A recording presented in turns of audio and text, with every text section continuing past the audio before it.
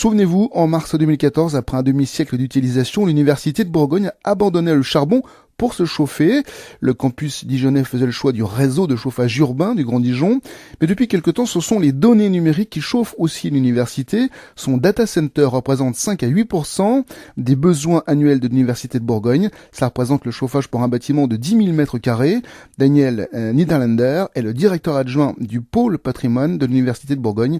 Il nous détaille le fonctionnement de cette chaufferie un peu particulière. Alors vous avez un ensemble d'armoires qu'on appelle des baies informatiques dans lesquelles sont stockés des serveurs, c'est-à-dire comme des ordinateurs faisant des calculs ou des opérations de gestion. Et ces serveurs dégagent de la chaleur. Cette chaleur est accumulée entre les différentes baies et ensuite captée par un système d'eau froide qui se réchauffe au contact de la chaleur de l'air. Et ensuite cette eau réchauffée est véhiculée vers la chaufferie de l'université dans laquelle une machine, une pompe à chaleur récupère cette chaleur et la transforme en chaleur qu'on peut ensuite réintroduire dans le réseau de l'université de Bourgogne. On a au sein même de la chaufferie des unités de froid qui produisent de l'eau froide, 10 degrés environ. Cette eau froide est véhiculée jusqu'au data center, se réchauffe et ensuite la chaleur qui justement est captée au niveau du data center est retransformée en chaleur à 90 degrés qui elle est réinjectée dans le réseau. C'est un circuit fermé où en fait on produit du froid à la chaufferie et on récupère la chaleur, et ici on fait exactement l'inverse. On capte la chaleur en ramenant de l'eau froide.